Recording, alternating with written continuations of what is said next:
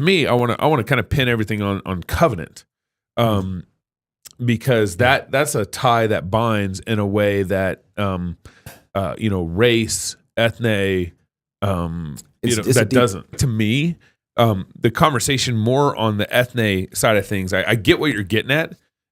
I feel like the antithesis or the way of talking about it is better to talk about it, let's say, in terms of covenant. I guess that, your critique is the use of terms is confusing.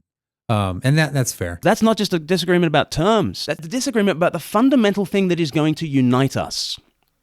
And it's not ethnicity. It's not ethnicity. Hello, I'm Glen Scrivener. I am an Australian evangelist living in the UK, weighing in on the Christian nationalism debate in the US. What could go wrong? A few things to say as I begin, if we haven't met before. As I said, I'm an Australian citizen. I live in the UK. I am an Anglican minister and an evangelist, and probably all those things are going to come into play in our conversation about Christian nationalism, and especially this new book that's coming out by Stephen Wolfe called A Case for Christian Nationalism. The book's not out yet. I have not read the book yet. I haven't had an advanced copy. I'm sure I will read the book, but this is YouTube, and so on YouTube you respond to YouTube videos. And in the last week, a couple of videos have come out that have crossed my feed. Neither of them I subscribe to, but CrossPolitic came into my feed, and a guy called David Shannon and another guy called Gabe Rench were interviewing Stephen Wolfe about his new book. And on another podcast, Jared Longshore was interviewing Stephen Wolfe about his new book. Now, the first thing to say about Christian nationalism is that I speak this from the perspective of and the context of a Christian nation in one sense, right? And I'm going to put air quotes around Christian nation because the United Kingdom is an incredibly Christianized country. I'm an Anglican minister in the Church of England. My manager is the King of England, okay? That's a thing, right?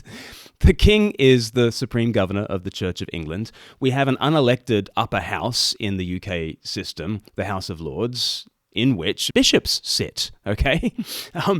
And that's just a thing. We have a parish system where every square inch of England is covered by the Church of England. And if you are in our patch, you can knock on the vicarage door and you can ask for a wedding, you can ask for a funeral. We'll give you a funeral, pretty much the same funeral we gave the Queen, kind of minus the foreign dignitaries and the pipe bands. But we'll basically give you that. Even if you knock on our door and ask for baptism, legally we can't really refuse you. We can talk about how we prepare people for baptism, and usually when you prepare people for baptism, 98% of those who are seeking it for false purposes fall away. But that's just the state of play, right? And we live in a country in which the national broadcaster gives a little 3-minute homily every morning on Radio 4, and that's just how Britain rolls after century after century after century of Christianization. We live in a Christian nation for better and for worse. And no one in England really minds that much. I mean, basically the publicity guy at British Humanist Association, every 6 months he tries to get people really infuriated by the fact that 30% of our primary schools are Church of England schools. But no one is that bothered. Did you know that every primary school, every school in the land is meant to have an act of worship every day, an act of Christian worship every day? So, what do you call that? Is Britain a Christian nation? From one point of view, to the degree that nations can be Christian, I guess it's a kind of an Anglican-y nation, isn't it? In one sense. And that is for better and for worse. I mean, one of the problems is the British population is pretty well inoculated against the radical claims of Jesus. And I, as an evangelist, deal with the mixed blessing that it is to have the state so saturated by Christianity. It sometimes makes it more difficult for people to hear the revolutionary claims, the disruptive claims of Jesus of Nazareth.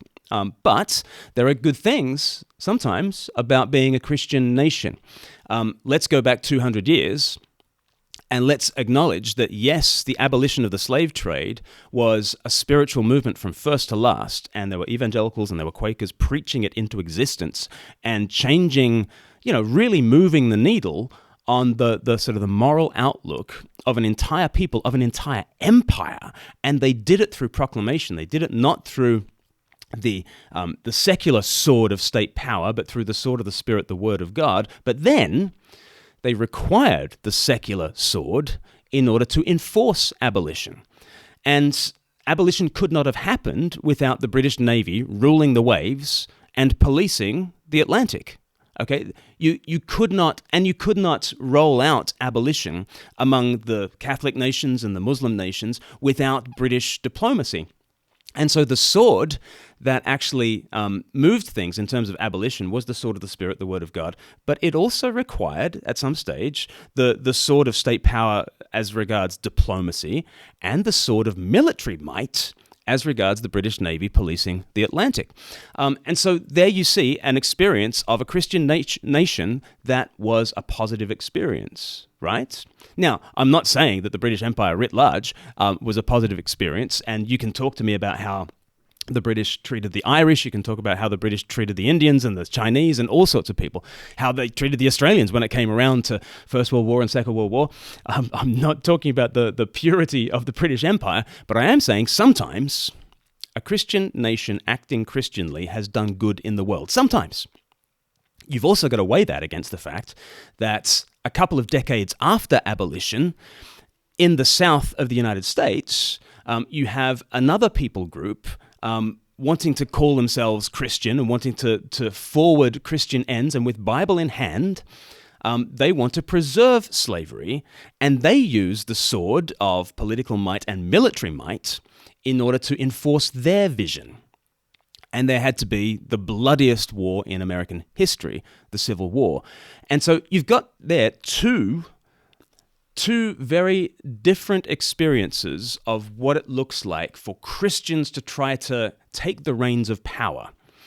And on the British side, on the abolitionist side, you had people using state power for the sake of those who are not like them, for the sake of other ethnicities, for the sake of other races. And again, I'm not saying it was like pure altruism on behalf of the British Empire and all that, but there was a degree to which they were wielding that state power for the sake of different ethnicities, other races.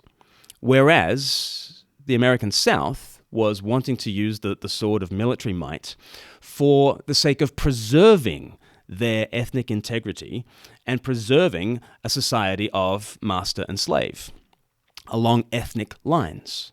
So the way UK ears hear Christian nationalism, the way US ears hear Christian nationalism will be quite different because, I mean, the founding of America, whether you take a very positive view of the founding of America or a very negative view of the founding of America, bringing ethnicity into it is going to be a very jarring thing either way. Even if you're really positive about America, you've got the 1776 view of America, and it's an idea. America is an idea, and as long as you believe in life and liberty and the pursuit of happiness and the consent of the governed, then bring me your poor, your tired, your huddled masses learning to breathe free, and we will be a nation of immigrants and we'll just live the American dream.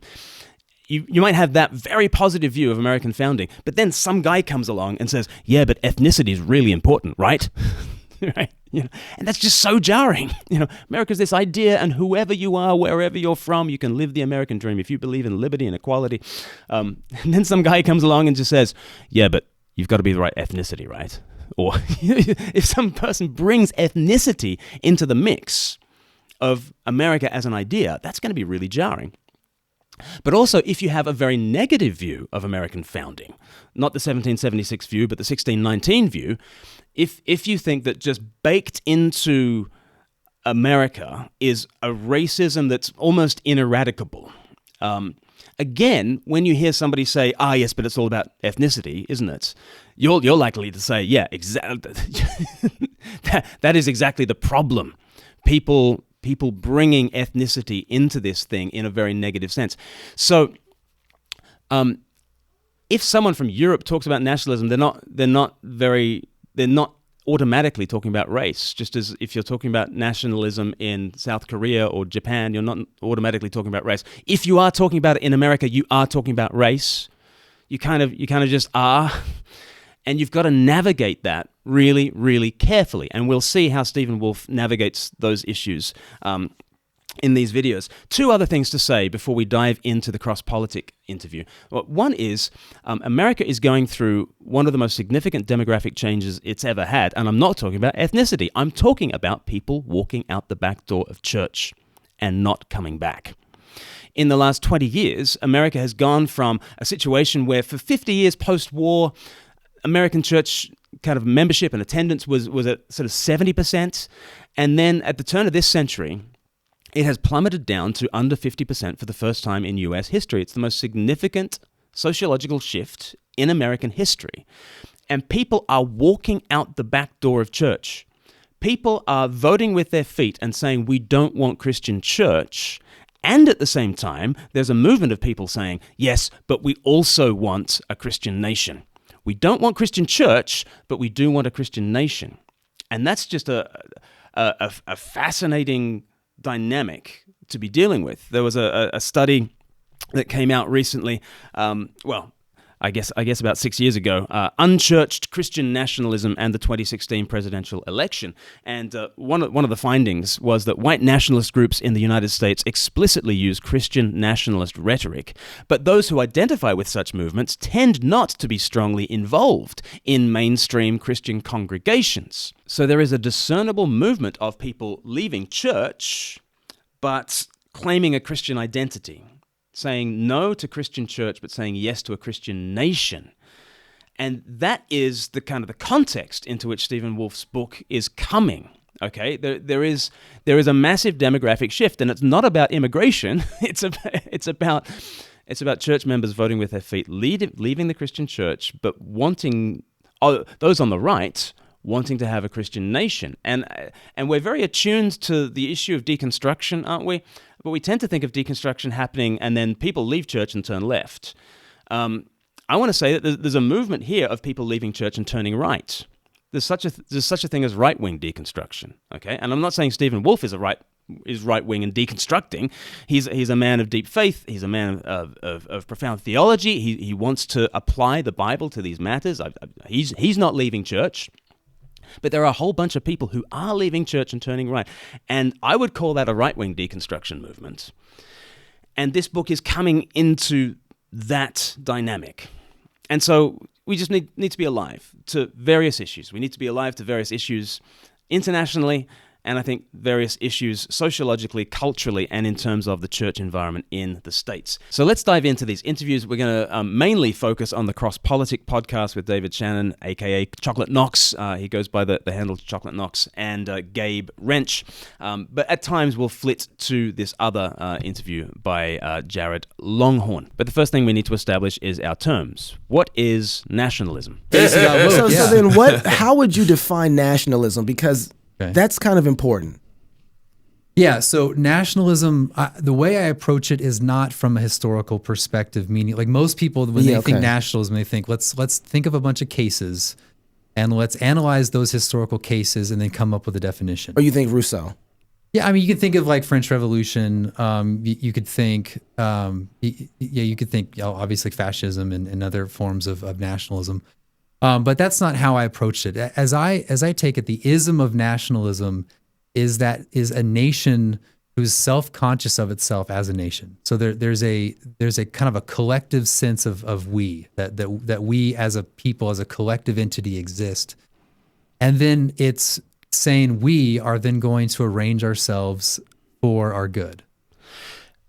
I guess I struggle at that point to figure out how that is different from any nation ordering itself, whether they own the title nationalism or not. You've got to have a sense of we if there's going to be any kind of border, if there's going to be any sense of a corporate identity. He mentions he's not going to do a historical thing.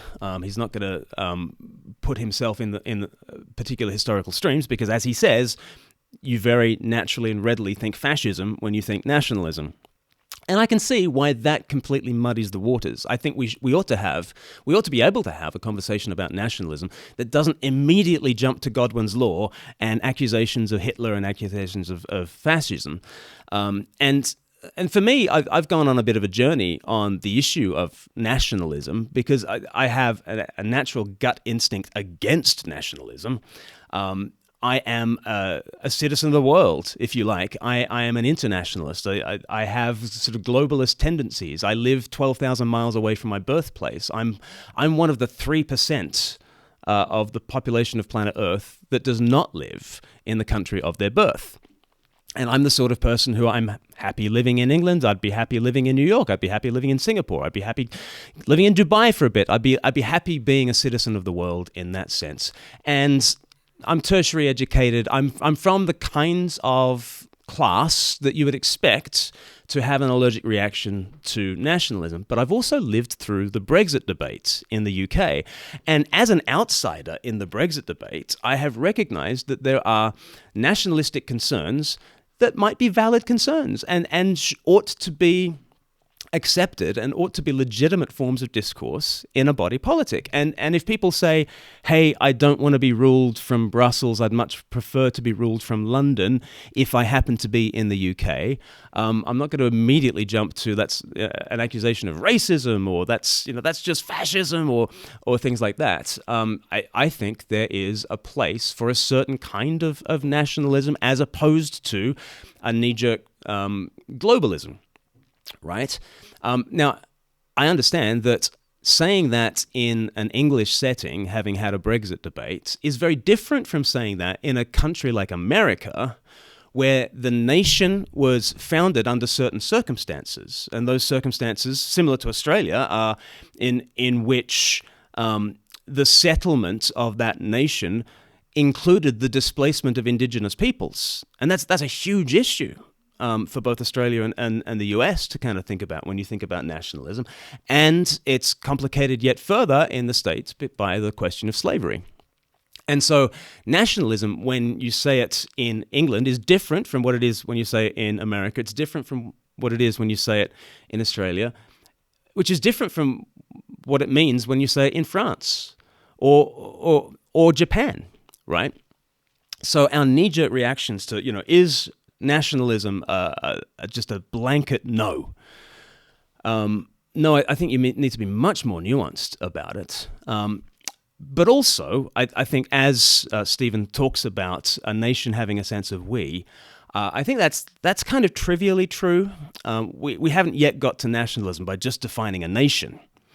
Okay, and so you want to be a lot more specific about what it is that your nationalism is, and then you need to add onto it the layer of Christian nationalism. There's a kind of a collective sense of we, that we as a people, as a collective entity exist. And then it's saying we are then going to arrange ourselves for our good. And that good includes earthly and heavenly life. So that's the definition I'm using. So when people think nationalism, they expect me to denounce fascism and all these things. But that's really not the perspective I'm coming from. So are you defining then really a nation? It's a sort of thing a nation does. It's like when you have a nation, people are aware of ourselves or themselves as a people. So we're not just seeking our temporal good; we're seeking our heavenly good as well. And this will be a big issue, really, in figuring out whether governments and politics can achieve heavenly aims and ends. And I guess in the case for Christian nationalism, that will be a massive question. It'll be a point that he will have to defend, because a lot of people are going to think, well, actually, no, the sword is not going to further the ends of the church, right? Jesus says, put away your sword. Those who live by the sword will die by the sword. And then the Apostle Paul says, the sword of the Spirit is not a sword of iron. It's not a sword of steel. It's the sword of the Word of God. And that actually the way that the church advances is through word, through proclamation, through persuasion, through ideas, and not through force and coercion and violence. And is there a danger within Stephen Wolfe's paradigm that he's blending the two up and confusing that which can be forwarded through coercion and force, and there is a realm of temporal politics. There is the secular, right? And yes, there is a realm in which political power has sway and should hold sway. But is that the case for the Christian cause, and therefore Christian nationalism? Are we mixing things up? Let's go to the Jared Longshore interview, and we'll see him say this. He uses exactly the same language in CrossPolitic, but I think he elaborates on it here a bit more with Jared Longshore. At this moment, what Christians need, and I think American Christians need, is they need this will for renewal. We're very passive, and I think that's for several reasons, including in our theology. Your typical evangelical theology that's produced by the elites is, to my mind, it's designed to keep you passive, to be very afraid of power, and to essentially allow secularism to reign free in America. And one reason why I like nationalism is that nationalism it assumes that there's a national will, that there's a people who have a will. It's not just a collection of wills and people who want to assert, that they're good. It's a national. It's a people together saying we are going to order ourselves for our good, and we're going to have the will and the resolve to make that happen. Notice the language. Okay, will, resolve, power, not passivity, and therefore I guess like activity or I don't know, like aggression. I don't know what's the opposite of passivity, and what does Stephen mean by will? And why does he keep on using the language of will and will and will? And it seems very meaningful for him. This would be something, a question I'd have in reading the book, right? Does he articulate what this means? This will, this resolve, this power, this rejection of passivity. What does it actually look like on the ground? Because he keeps using it, like in this clip. What I'm saying is that we have to actually bring it about. The world that was not only friendly to Christianity but was Christian was something people actually brought about, and we inherited that. I mean, we inherited Christendom, the kind of the Christian order, before the founding, at the founding, and after the founding, and it was just assumed, and now it's gone. And what I'm saying is, no, we have to. If we're going to recover it, it has to be us actually doing it. Us actually doing what? Us actually, like, pulling on the levers of state power? Or us using the sword of the Spirit, which is the Word of God? Like, which is it? And all of Stephen's emphasis seems to be on operating the levers of power. It's not waiting for it. It's not waiting for. There is, of course, everything's a matter of divine providence. Don't wait for the kingdom. Everything's about divine providence. Okay. If it's a matter of God's will, but in order for civil institutions, for civil government, civil society, it's a matter of us saying that's what this is going to be. We're going to make a Christian government, and it's going to be us willing that into existence. It's going to be us willing that into existence. What does that look like? Us willing that into existence. It's like, you're like, what are you doing, Glenn? I'm willing Christendom into existence. Like, what do you mean? Like that's either vacuous, or I'm really worried by the content that is lying underneath the surface of we've got to will that into existence. And again, it's like he keeps on talking about these God-given means by which we bring this stuff into existence, but he doesn't mention the church bringing it into existence. He doesn't mention persuasion, proclamation, the way of the Spirit, the Word of God. He doesn't mention that. He mentions political power again and again, and it's us and our will bringing this stuff into existence. I'm worried by that.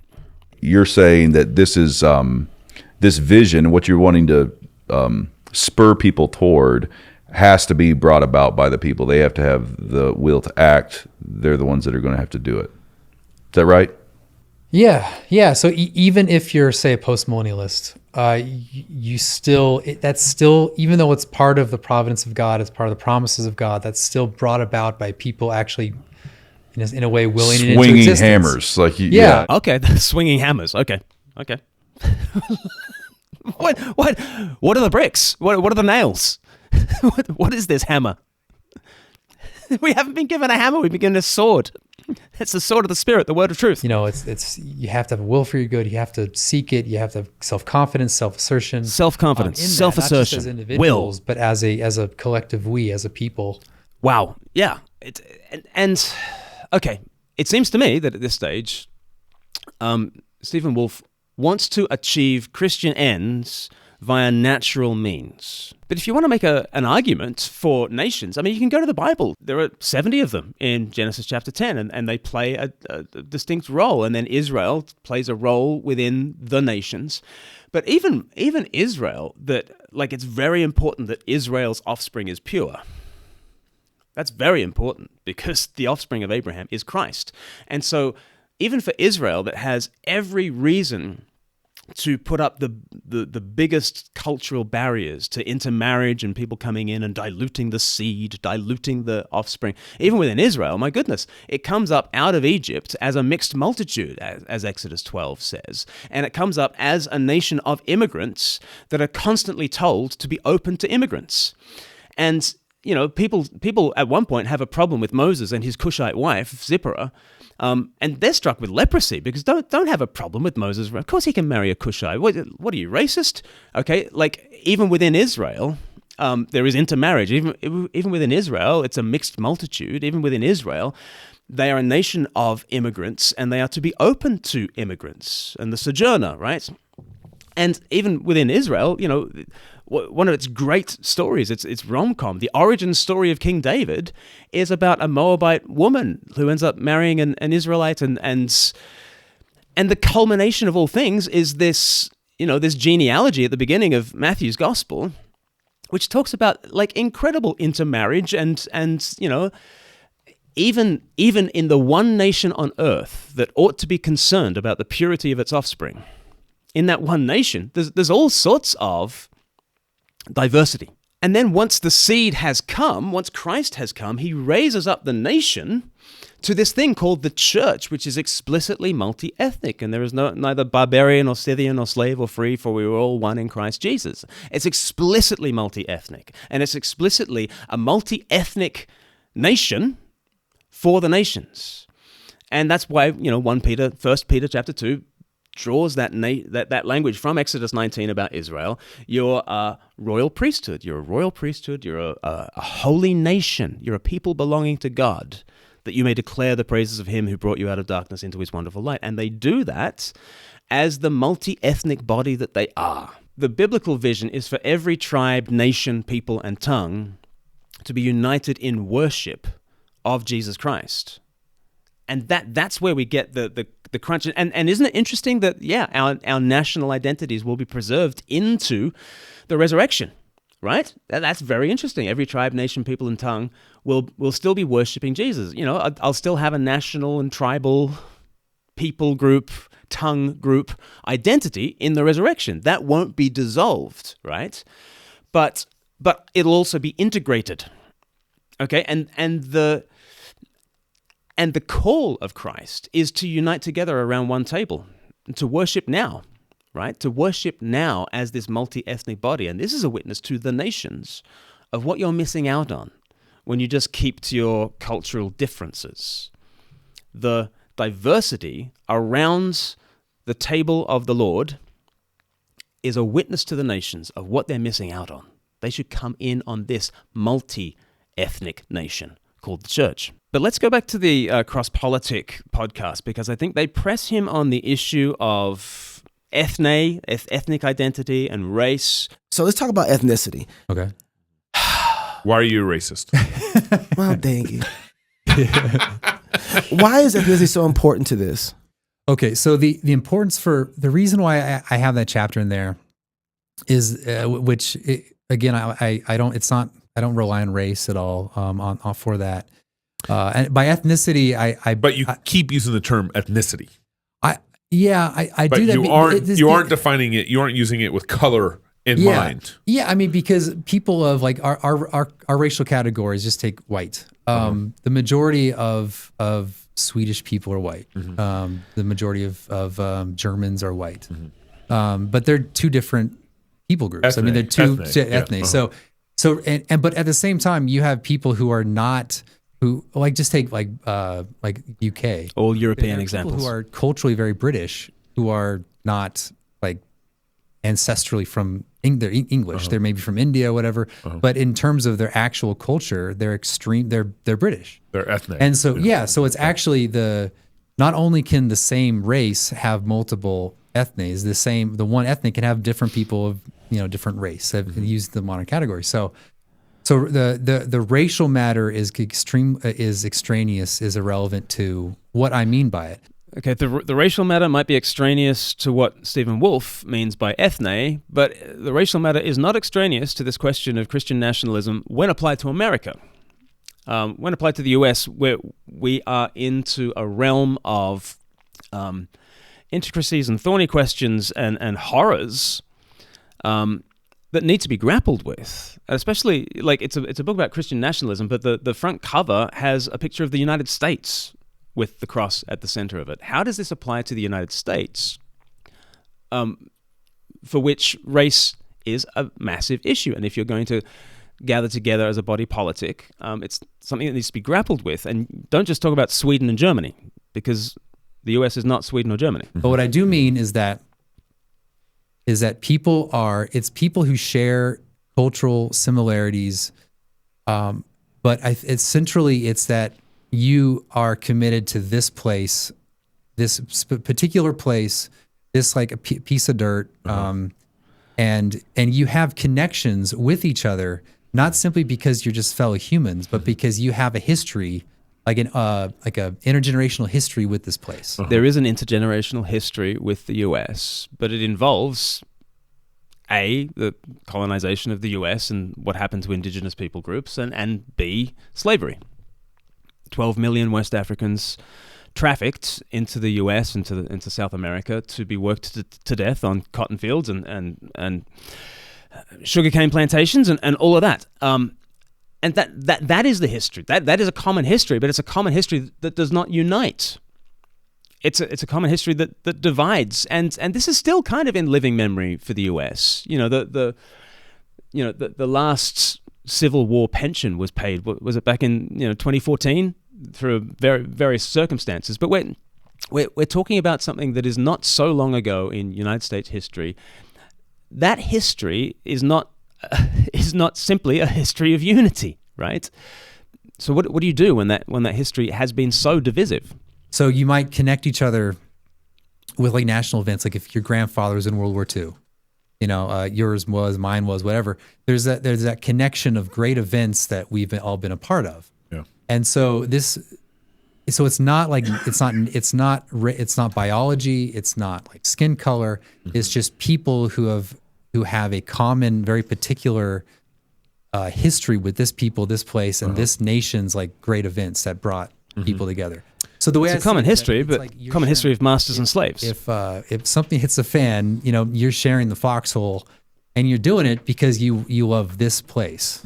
And I completely understand that about the foxhole thing, and I hear from people in the military that they've never experienced anywhere where different races have like integrated and gotten on like a house on fire anywhere like the military, and I can totally understand why that would be the case.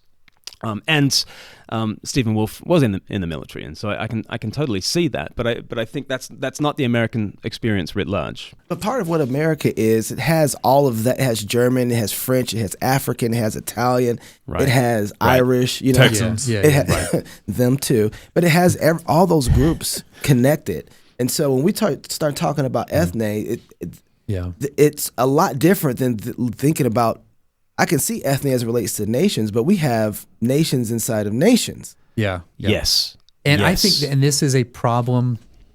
I already know people are going to respond to this book and say, well, how do you apply this to America? And I don't really provide a very good way to do that. And he doesn't provide a good way of applying it to America. This is where the book's going to be bought, though, right? Places in the country, though, and I do feel like there is actually a lot more kind of unity. Oh yeah. As I was in the military, and so I lived in a lot of places. So I went to West Point, and West Point's this place where, it's a lot of different. There's a lot of diverse people. Like a lot of people from different states go there. It's not like one of the typical state school where most people from that state go there. A lot of people go there. Yep. two of my friends were, one was a really self-confident New Yorker, and the other one was a very self-confident Georgia guy. Yeah. They were best friends. And they were very different, but they were Who thought that story was going to go different? I thought as he was about to tell that story about being at West Point, he was about to say, my two other best friends, one of them was black, one of them was Latino, and we all got on like a house on fire. In fact, the story is one of them's from New York and one of them's from Georgia, and like what a rich, multifaceted tapestry that's been woven there. It's like that's not really the unity we're talking about. You know, one guy supports the Mets, one guy supports the Braves. This is not.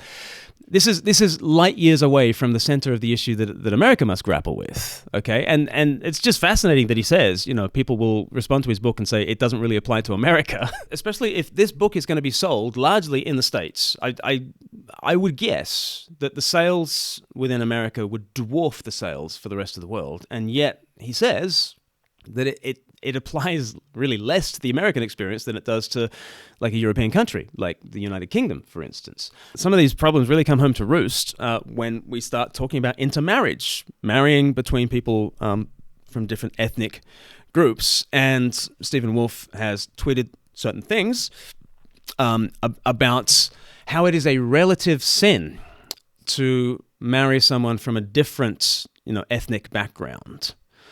Because it is your duty to keep alive the integrity of your own culture and not to simply merge it with another and to lose those distinctives. And he started talking about it's a relative sin.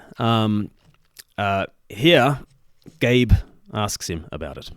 So what'd I do? Rick Baker kind of tweeted at you about kind of this issue, interethnic marriages and so forth. He said, "Okay, yeah, I read your tweets and such. My question is, what way can interethnic marriage be sinful relatively?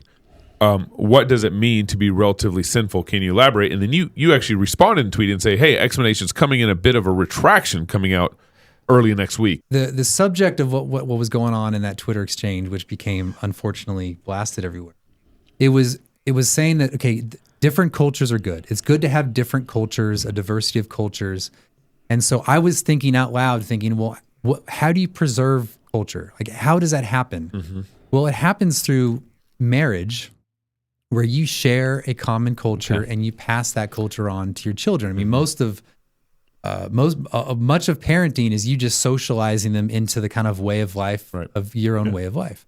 And so as I was trying to think, well, if there's a good here in like cultural preservation, and it requires marriage, there seems to be some kind of duty involved. Like wouldn't there be some kind of expectation that you would kind of marry within people who are similar to like perpetuate that culture? And this is when I started thinking morally out loud. He was just thinking out loud. You don't want to say that any marriage in particular is immoral in itself, because that's false. So then there must be sort of like relatively sinful in some way. And I sent that out there, and just me thinking out loud, and then that's when people picked up and screenshotted, and it was, it was very frustrating for me and other people, and a lot of people were offended. And then as I thought through it more, it's what I actually said doesn't really make a whole lot of sense, and that's because I'm not like retracting because I offended people, but because I actually thought about it. Like I thought about it, and it's. Well, let's say that like a culture does kind of degrade from intermarriage from another culture. Well, like who sinned? Like did that marriage sin, or did that? That's like there's like thousands of marriages that occur. Yeah. Like who sinned? And so it doesn't make any sense. And so no, it doesn't make any sense. So yeah, I think that's false. But like in my defense, I was trying to think of like the mechanism, like how do you how to keep a healthy culture over time, how do you generations. Keep this going? And is there a duty involved? If there's a duty involved, is there a sin that's involved in not following the duty? And so that's what I was trying to get at. Well, I'm glad that he's offering some kind of retraction here, and he doesn't want to say that interracial marriage is a sin, but he's struggling not to say that interracial marriage is a sin. He's struggling not to conclude that interethnic marriages are wrong in some way. And if he's constantly on that precipice, not wanting to fall off the precipice, I'm glad he doesn't want to fall off the precipice, but if he's constantly feeling like he's being pushed in that direction, maybe the push is wrong, maybe the assumptions are wrong, maybe he needs to kind of change direction. And there's a reason why people are asking him online, do you believe in kinism? And we can put on the screen, a Wikipedia definition of kinism as a white nationalist Christian movement that is against intermarriage. And that's a thing. That is a thing. And it's a dangerous thing, okay? And where I think this CrossPolitic interview really came into its own, the first thing where it really came into its own was when Chocolate Knox asks him about how you apply this to America, right? When you've got nations inside of nations, and it's just such a thorny question. It's much easier to apply to more mono-ethnic cultures. How do you apply it? How do you apply it to America? At which point Stephen Wolfe says, yeah, it's not immediately obvious how this is immediately applicable to America. So, great question.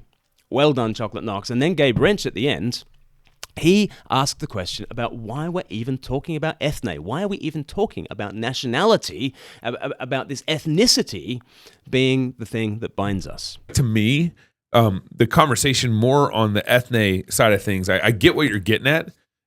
I feel like the antithesis or the way of talking about it is better to talk about it, let's say, in terms of covenant instead of ethne. Because we're talking about the covenant people of God. Well, the way to have a good community is to covenant with each other.